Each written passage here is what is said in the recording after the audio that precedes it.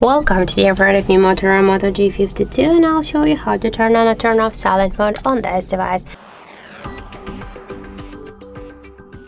To do that, you should press up or down one button, that doesn't matter, and you'll see here the bell icon. Just click on the bell icon and switch it here to turn on the silent mode. Now we can see here the message that the calls and notifications, they will be muted, and this means that silent mode is activated. If you want to turn it off, just click on the bell icon and switch it again here to ring to sound mode, and now we can see here the message that all of the calls and notifications, they will ring.